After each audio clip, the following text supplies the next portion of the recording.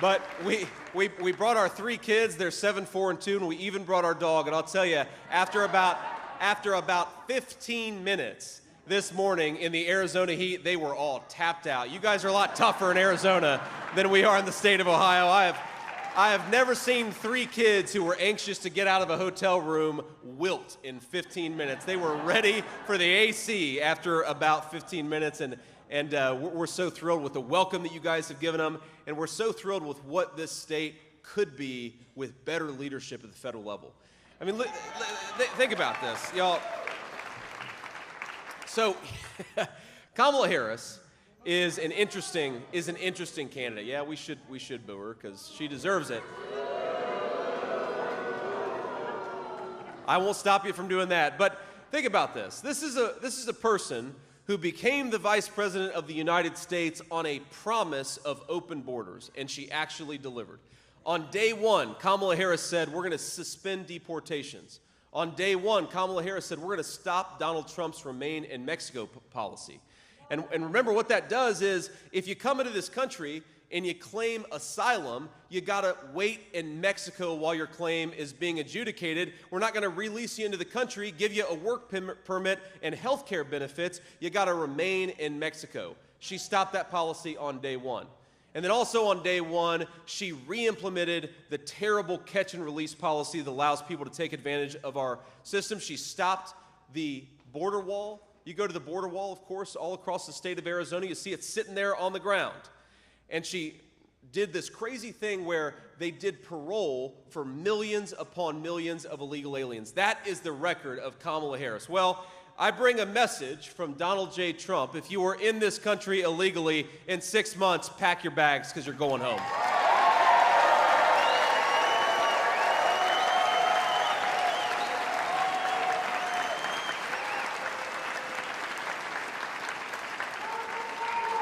Now, here's what we're going to do on top of it. We are going to re-implement deportations in this country. We're going to finish that beautiful border wall along the state of Arizona and everywhere else. We are going to stop catch and release, and we're going to stop giving Medicare benefits and health care benefits to illegal aliens. They deserve to go to American citizens, not to people who have no right to be in this country.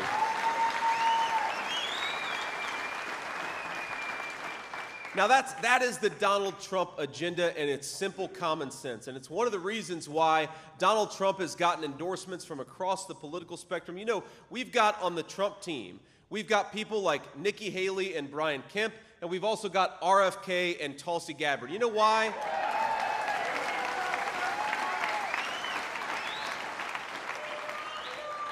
Common sense. Common sense is what unites the Republican ticket in 2024. You don't have to agree with me or Donald Trump on every single issue, but you know we are united in some basic common sense. We're going to close down that border. We're going to bring down the cost of housing and groceries for American citizens. We're going to try to persuade our fellow Americans instead of censoring them, and we're going to fire that crazy person, Kamala Harris. We're not going to give her a promotion.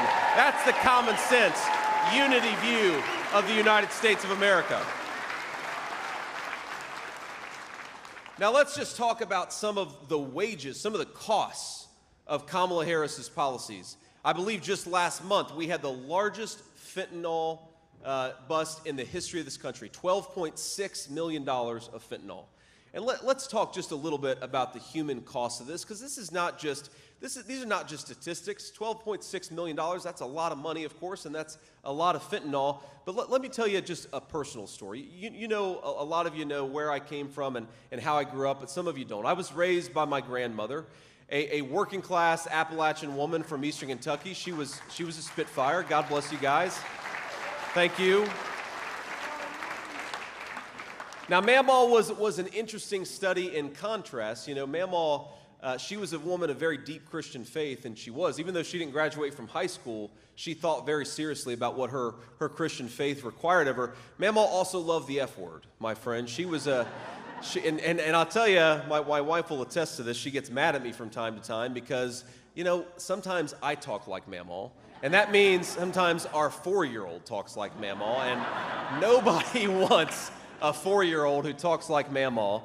I won't even repeat some of the things that she said. I know we've got cameras here and we've got some kids too, but you know, Mamaw, because she was tough, but because she was loving, and because she was firm and disciplined, but also because she gave me a home when I needed one, I was able to live the American dream. And I think the American dream is worth fighting for and worth preserving for, isn't it?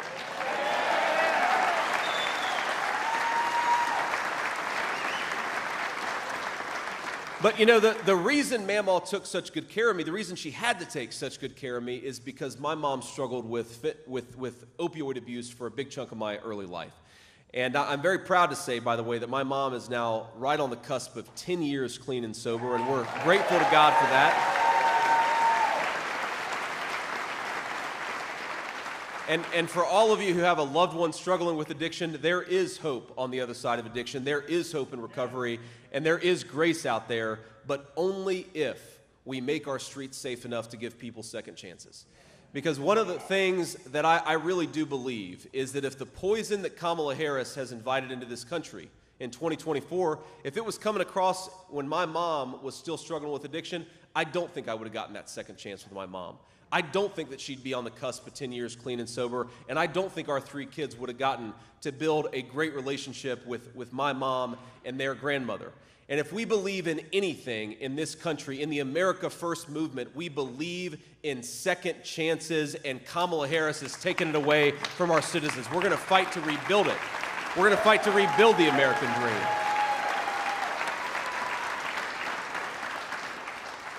And that is why we've got to close down that southern border. You know, I was in Valdosta, Georgia, about as far away from here as you could be, and the weather's a little bit more temperate in Valdosta, Georgia, even in August. But, you know, they showed me something. The sheriff showed me their interdiction room. And that's where all the drugs that they catch on I-10 or on I-75, it sort of sits at the intersection of two major highways. And they showed me the stuff that they got. And, you know, there's big bags of marijuana, there's cocaine, there's pills, there's a whole host of things they showed me. And you know what they showed me? I was confused by it. They showed me a big box of candy. And, you know, it's like Nerds candy, which I think to myself, well, I don't like Nerds very much. I'm more of a chocolate guy, but it doesn't belong in the sheriff's interdiction room.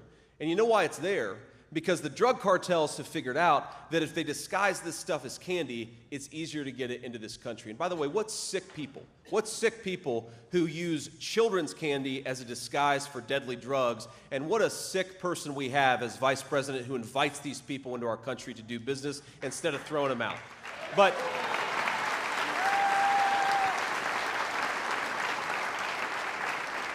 you know, it makes me realize that you've got kids who are going to get into a packet of candy on a playground or in their school, and it's going to take their lives. And the reason it's going to take their lives is not because any kid should suffer for picking up a bag of candy, but because their leadership, our children's leadership, has failed them.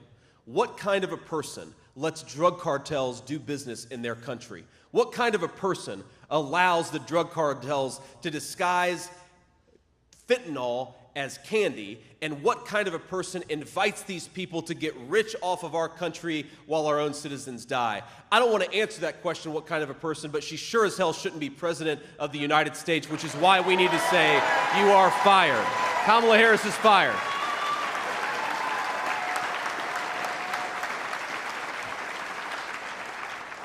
Now, it's interesting, though, because, you know, the media loves to cover that Kamala Harris is running a campaign on joy. They say this all the time. Have you heard this? The Democratic National Convention was all about joy. And I thought to myself, well, you know, what does Kamala Harris have to be especially joyful about? She's been the vice president for 3.5 years. Americans can't afford groceries. Americans can't afford to buy a home, especially young families. 65% of young Americans are not going to be able to buy a home because of Kamala Harris's policies. We talked about the fentanyl coming into our country. Now, what Kamala Harris is joyful about is that she got promoted to the presidential nomination without earning a single vote. But you know what I'd like? I'd like a president or a vice president who's joyful because they did a good job for the American people. And that is Donald Trump, by the way.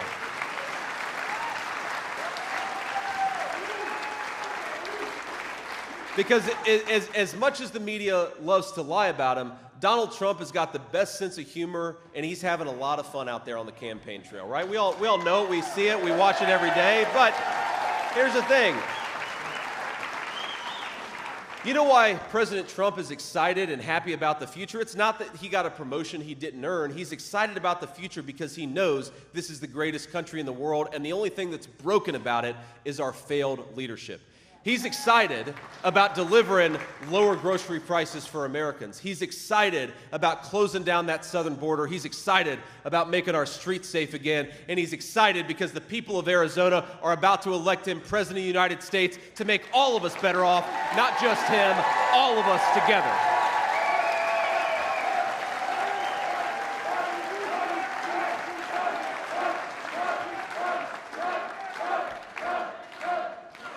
So here's what we're going to do. We're going to end catch and release.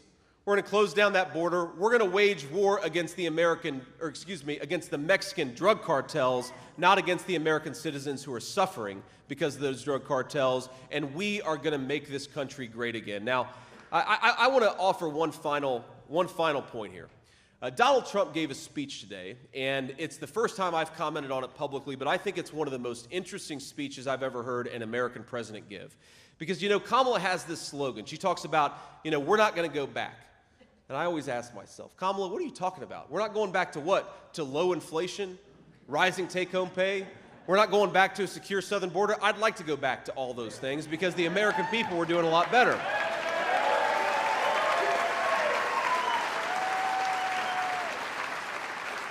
But I realize, my friends, that when she says we're not going back, we are going back to a very ancient and dark time in human history. We're going back. Kamala Harris wants to send us back to a place where you have to be rich to enjoy public safety, where you have to be wealthy to afford to buy a home in this country, where if you want to have a nice steak on a Friday night, you've got to make a lot of money. I happen to believe that middle-class Americans ought to be able to afford a nice steak on a Friday night. Isn't that just simple? So, Kamala Harris wants to take us back to a point where the country and the world don't actually work unless you've got connections and unless you've got a lot of money. But the promise of this country, the promise of liberty and justice for all, is that whether you're rich or poor, you get to live in a safe community. Whether you're rich or poor, you get to afford a nice meal for your family. Whether you're rich or poor, you live in a country where your leaders protect the border instead of tearing it down. Kamala Harris wants to take us back to a time when America didn't even exist, because in America, every citizen controls his own destiny. Every woman controls her own future. Kamala Harris wants to take us back to a broken time in world history. Donald Trump wants to rebuild the American promise where we all believe in liberty and justice for all, and every single citizen gets access to it. That's what Donald Trump's trying to bring us back to.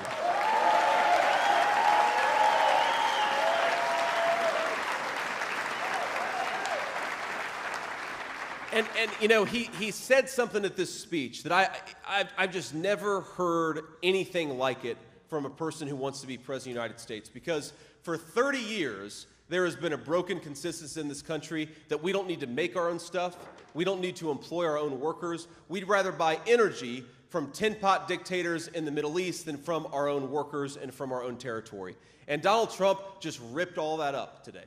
And he said something that I think is going to live on in this country. It's going to dominate this country's policy for the next generation. He said that we want to reward American workers. We want to cut taxes on American workers and penalize companies that are shipping jobs overseas. Think about that. Because what Kamala Harris has been doing and what our broken leaders have been doing for a generation, not just her, but for 30 years, has been exactly the opposite. They've been raising taxes on American citizens to give health care benefits to illegal aliens and people who shouldn't be here. They've been raising your taxes and sending it overseas to Chinese companies that are building electric vehicles. And Donald Trump says that is bogus. That is garbage. We're not doing it anymore. So if America first means anything, it means we're prioritizing the American worker, we're prioritizing the American citizen, and we are rebuilding a country where wherever you came from, whatever your background is, whoever your parents were, liberty and justice for all, not just for the well-connected and not just for Kamala Harris's donors. God bless you all. Thank you for having me. Let's make this country great again. Donald Trump's going to do it. We just got to get him across the finish line.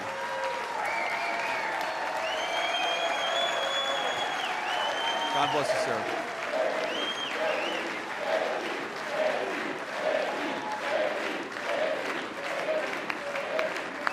All righty. Now, this is for the less friendly part of our festivities here. We're going to take some questions from the media. And let me just say this. What I would like to do is start out with local reporters. We'll take a few questions from the local folks, and then if we have time afterwards, we'll take some questions from the national pool as well. So if you're a local Arizona reporter, let's start with you. Yes, ma'am. Hi, I'm Rachel Alexander with the Arizona Sun-Times, and I also used to work as the Maricopa County elections attorney when it was under some better leadership. And my question for you is, I know that we've got people going to the polls as observers en masse, and we've got Republican attorneys en masse to stop any possible election fraud. Is there anything else that you know of that is being done? Well, actually, yes. And not just in Arizona, by the way, but all across the country. The Republican National Committee has filed over 100 lawsuits for the basic principle that we want every legal vote to count and we want every illegal vote to be thrown out. It's very simple. If you shouldn't be voting in our elections, you should not have your ballots counted. If you should be voting in our elections, we should make it easier for you to vote and not harder. And unfortunately, the Democrats seem to want to turn this on their head. We've got a bill right now in the U.S. Congress, the SAVE Act, that would make it so that only legal American citizens can vote in our elections.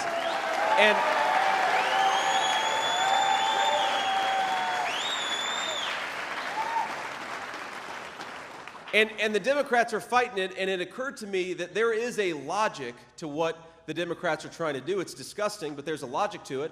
They want illegal aliens to steal everybody's job, and now they want illegal aliens to steal everybody's vote. And if the Democrats have their way, American citizens aren't going to have a stake in the future of this country. We're not going to allow it. President Trump and I are going to fight for people who deserve to be here and have the right to be here. But here's what I know that we're doing in Arizona. I know that we're doing a lot to try to get poll workers to the polls and poll watchers to the polls. And all of you, if you're able to volunteer, please go out and do it. Because we know that sunlight is the best disinfectant, and if we've got people there observing what's going on, that's the best way to secure elections in Arizona. The other thing I know the Republican Party is working hard on is making sure that you don't have a bunch of broken machines on the day of the election. Wouldn't that be nice to have the machines? Wouldn't it be nice to have the machines actually work on Election Day? We're going to do everything that we can to make sure that happens. But if you see something, go out and say something. Talk to your local Republican Party officials. Talk to the RNC. Send a note to me and to the campaign. We want to make sure that every legal ballot counts in this country. And if you're seeing something that's broken, let us know, because we want to fight for that. Next question. Hi, Bowen Overstoles, KTR News. Why do you think that polls show such a close race between your campaign and the Harris-Walz campaign, even with high frustration regarding the border? Thank you. You know, I don't put much stock in polls. The only poll that really matters to me is the one on Election Day. And, I was actually talking to President Trump just before I came out here, and, he reminded me, remember, when he won the presidency back in 2016, one of the closest states was Wisconsin, and there were polls out there that said he was going to lose Wisconsin by 17 points, okay? And he won Wisconsin. So I think a lot of times the polls are out there. Most people aren't talking to the polls. And look, right now, we're at a stage in the campaign where there are a lot of good polls for the Trump campaign. Ignore them. Well, if you see a bad poll for the Trump campaign, ignore them. The good polls, the bad polls, who cares? Let's get out there and work our hind ends off, and let's win this race. Sir. Dennis Welch, CBS 5 News. Recently, John McCain's son endorsed the other side on the other campaign over there. I wanted to get your take. Well, look, look. I do have a question. I recently read that in a college newspaper, you were quoted as praising John McCain. So kind of a two-part. Get your thoughts on McCain's son endorsing the other team, and what do you think about John McCain and his legacy? Because as you know, Donald Trump and McCain's legacy is complicated at best. Well, look, one of the things I love about Donald Trump, and I never knew John McCain, but I suspect that one of the things that I would have loved about John McCain is that they didn't let their personal grievances get in the way of serving the country. Okay, so John McCain, I'm sure, disagreed with Donald Trump on a whole host of issues, and yes, Donald Trump disagreed with John McCain on a whole host of issues. I do not believe for a second that if John McCain were alive today and he sees what's going on at the American southern border, that he would support Kamala Harris and all of the destruction that she's wrought. I really don't believe that.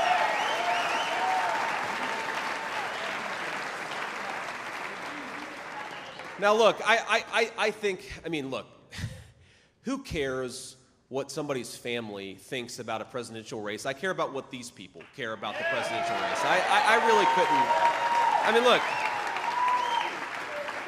couldn't. John McCain has been, John McCain died, 5, 6, 7 years ago? And the media is turning into a story what John McCain's family says about Donald Trump. I don't know if anybody noticed, but pretty much every single member of Tim Walz's family came out and endorsed Donald Trump. Is that a bigger story than what John McCain's son said? I think so.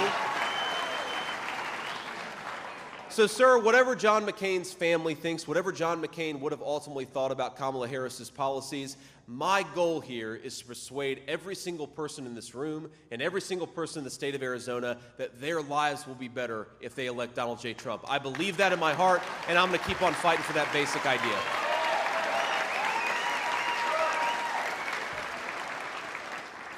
Next question.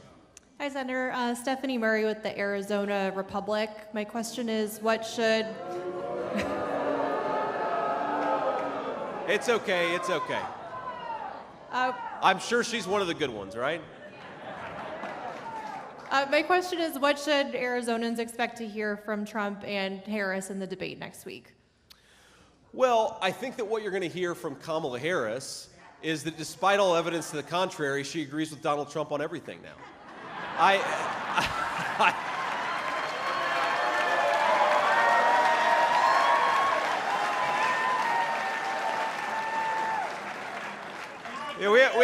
We have to remember, she's on video saying she wanted to defund the police, and now she says, well, she didn't mean it. She's on video saying that she wanted to open the southern border. Now she says she didn't mean it. She's on video saying she wanted to end fracking in this country. Now she says she doesn't believe it. She cast the deciding vote on the Inflation Explosion Act that made houses and groceries unaffordable, and now she says that she wants to lower prices for American citizens. Kamala Harris, if you want to do all these things, you ought to drop out and endorse Donald J. Trump because he's already done them. It's that simple.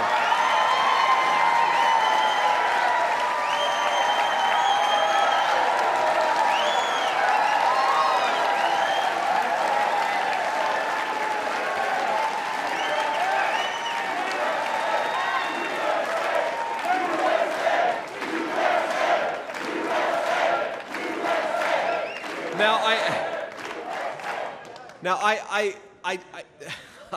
I joked with the president a few days ago, and I said, sir, I think I figured it out. I think I figured out why Kamala Harris is running from every single position that she once held. It's because she realizes that we're going to win and she wants my job. She must really like living in the Naval Observatory, and now she wants Trump to switch me out for Kamala Harris. I don't think that he's going to do that, by the way. But look, I really hope that Kamala Harris actually just answers some questions about why she allegedly is running away from every single position that she had, and most importantly, if she wants to close down the border, and she wants to lower the cost of energy, and she wants to make housing more affordable, why doesn't she do it now? She's the vice president today. She doesn't need...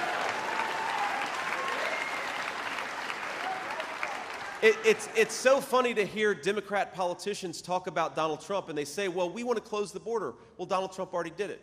Well, we want to get inflation below 2%. Well, Donald Trump already did it. Well, we want rising take-home pay for the middle class. Donald Trump already did it.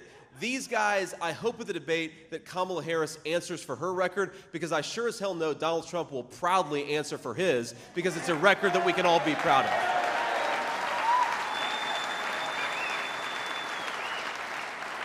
And I gotta say one more thing on Kamala Harris. You know, they agreed to this debate. They agreed to this debate months ago. And over the last few weeks, and I've seen this from the inside of the campaign, over the last few weeks, Kamala Harris has been trying to change the rules on the debate. She wants to change everything because she knows that unless she gets the rules that she wants, unless she has a bias set up, the American people are going to reject her. But you know what she really wants to do? And look out for this on September the 10th. She really wants a moment where she can interrupt Donald Trump and say, "I'm speaking." Because, you know, Kamala Harris, sometimes I think she doesn't want to be the vice president. She wants to be the vice principal. She really likes to just tell people what to do, and she really wants that moment where she says, "I'm speaking," right? And that's exactly what she'll watch for it on September the 10th, and then you can come back and say you heard it here first, that Kamala Harris, what I'd like her to actually do again is just explain her record, because I think the American people deserve to have a president who explains their record and doesn't run from it. Next question. Hi, Senator Kit Maher, CNN. I wanted to ask, in the wake... Thank you. Now, Kit, I honestly, she's going to hate me saying this. Kit's one of the good ones. But she won't be able to go back to CNN after I just said that. So take it or leave it, Kit. Ask your question, please. Thanks, Senator, for taking my question. I appreciate it.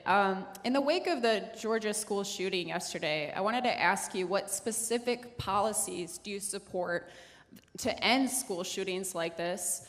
And if you allow it, a second one, specifically on the debate, has Trump consulted you for any advice? Have you participated in the policy discussions that he has held with Tulsi Gabbard? And what advice have you offered him? Yeah, so just on the debate, I mean, look, the president and I talk every day, and you know, we're constantly talking about what are we seeing out there, what are people that we're talking to saying to us, because we do, unlike the Kamala Harris campaign, get out there and talk to people. We don't just stand in front of a teleprompter and try to talk at them. We often let them say things too. And so we're constantly trading ideas and trading, you know, war stories from the campaign trail about what we're hearing and what we're seeing. But no, you know, we're not going to have some formal debate prep session, because Donald Trump doesn't need it. Donald Trump actually knows what he believes, and he knows his record, and that's all he really has to talk about.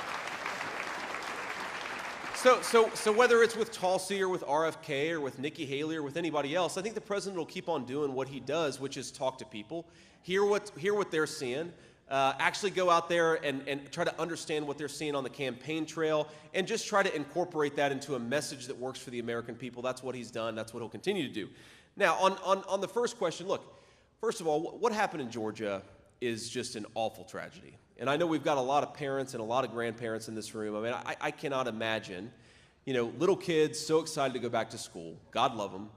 And they're at their first week back from the summer, and an absolute barbarian decides to open fire and take their lives and also a couple teachers.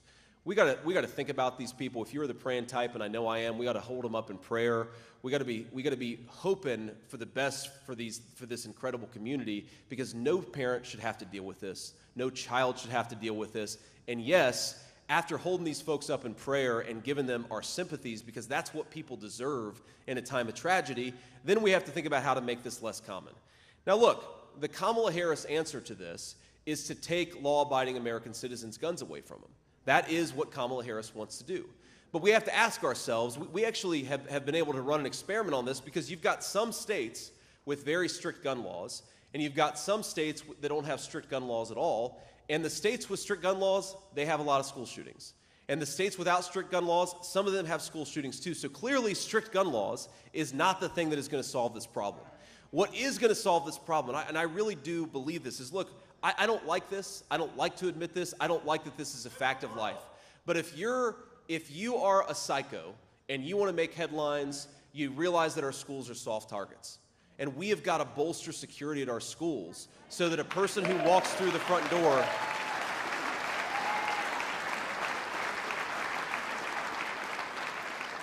we've got to bolster security so that if a psycho wants to walk through the front door and kill a bunch of children, they're not able to. And again, as a parent, do I want my kids' school to have additional security? No, of course I don't.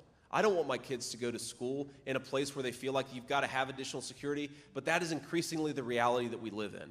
And a bunch of my colleagues in the Senate, we actually worked on legislation that would give schools more resources to bolster their security, because if these psychos are going to have to go after our kids, we've got to be prepared for it. We don't have to like the reality that we live in, but it is the reality that we live in, and we got to deal with it. Next question. Hi, Senator Vance. Thank you for coming back to Arizona. My name is Christy Kelly, and I'm with the Arizona Sun-Times. We are your conservative newspaper, just about it here. Thank you. I was speaking with an older woman. She was very sweet. She was gushing over you, gushing over your book. She was saying how great you were. And then she was like, but I heard he doesn't respect women. In Arizona, you're going to have to reach the independents that are believing the lies of mainstream media. So what would you say directly to independents that are buying into that?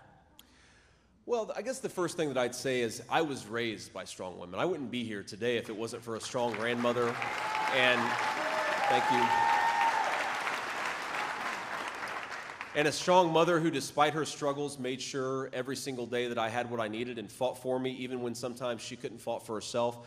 I wouldn't be here. And there are a lot of kids in this country who wouldn't be here without strong women. So first of all, what I think we got to say is that anybody who believes the lies of the media is, this is a kid who loves strong women because he wouldn't be here without them, and he knows this country wouldn't be here without him. So we got to fight for them and make their lives easier. Now, look, there of course are comments that I made sometimes even before I was running for Senate that were sarcastic, where the mainstream media has repeated them instead of repeating the policy failures of the Kamala Harris campaign and the Kamala Harris presidency.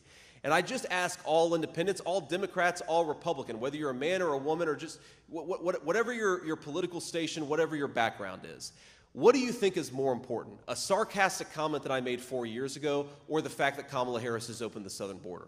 A sarcastic comment that I made 4 years ago, or the fact that Kamala Harris has made it hard for strong women to send their kids to schools that actually teach them instead of indoctrinate them? I think that the reason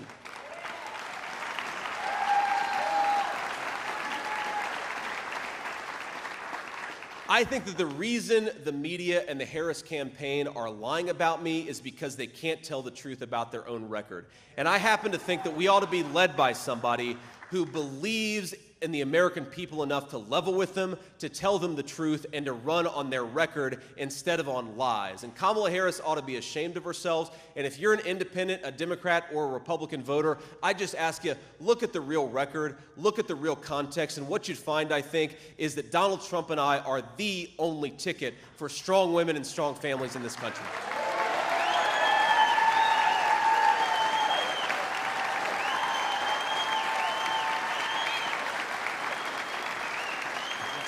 Senator Vance, Torian Small with CBS News. Donald Trump last week announced that he wanted either private insurance companies or the federal government to cover the cost of IVF for families. How would a Trump-Vance administration pay for that? Well, look, there are a lot of things that we could pay for in this country if we focused on American citizens instead of on illegal aliens, right? This is not...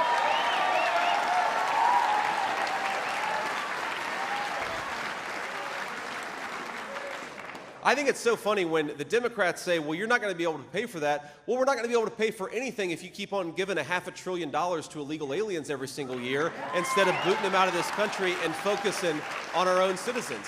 I mean, we have to think about this. Kamala Harris wants to give Medicare to illegal aliens, which would bankrupt that program and throw a generation of our elderly Americans into poverty. Think about all the housing benefits. Think about the fact that we are jailing thousands, maybe hundreds of thousands of illegal aliens in this country right now. Think about the fact that municipal budgets have to pay for the health care costs and the schooling expenses of millions and millions of people who shouldn't be in this country in the first place. We have got the richest and most bountiful country in the world. What we need is a leadership that puts American citizens first instead of putting the interests of illegal aliens first. And if we do that, there's a whole lot we can do and do a lot better.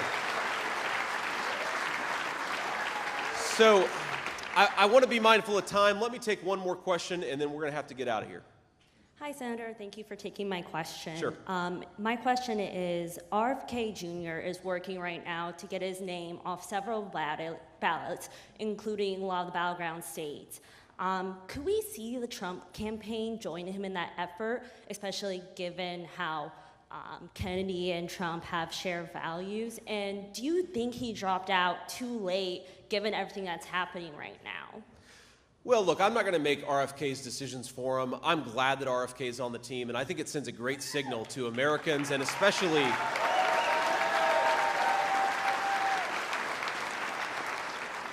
I think it sends a great message, especially to Kennedy Democrats who feel left behind by the Democrat Party. You are welcome in Donald J. Trump's Republican Party, and RFK is, I think, leading the vanguard there. That's a great thing. But yeah, I mean, look, if RFK took more from Kamala Harris than from Donald Trump, do I think a lot of these Democratic officials would be rushing to get him off the ballot? Yes, I do. But we don't choose the deck of cards that we're playing with here. We can only control how we're actually playing the hand that was dealt. We're going to do everything that we can to persuade voters. We're going to do everything that we can to get RFK off the ballot in states where he wants to come off the ballot. And we're going to win this race regardless, because the American people need better leadership. Donald J. Trump is going to give it to them. So, on that note, thanks to the reporters for the questions, but most of all, thank you all for being here. I want to make one request of you, and it's very simple. Look, we lost Arizona. 10,000 votes was the difference between Arizona going for Donald Trump and 10,000 going for Joe Biden. Yeah, there were a lot of problems. But 10,000 votes stand between us and getting those Arizona electoral votes. And we got a lot of people just in this room today. And so I'm going to make a very special request, and that request is this. I want you to all get out there and vote 10 times.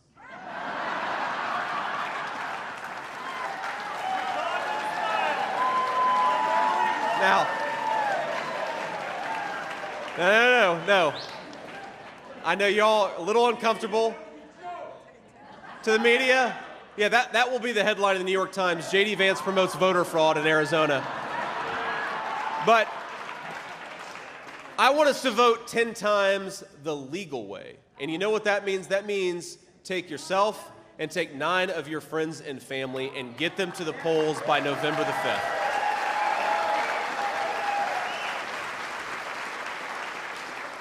We had over 2,000 people at a church in Mesa last night. We've got a great crowd here today. If just the people in that crowd and this crowd get 10 people to the polls, we are going to win the state of Arizona. We're going to take back the White House, and we're going to give this country a president it deserves. God bless you all. Let's get Donald Trump over the finish line, and let's do it together. Thank you all so much. Thank you, Arizona. We're going to go red in November.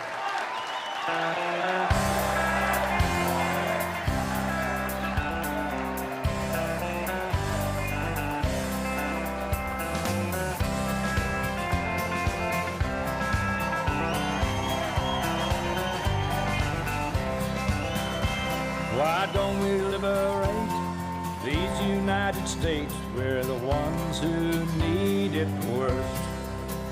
Let the rest of the world help us for change, and let's rebuild America first. Our highways and bridges are falling apart. Who's blessed and who has been cursed? There's things to be done all over the world, but let's rebuild America first.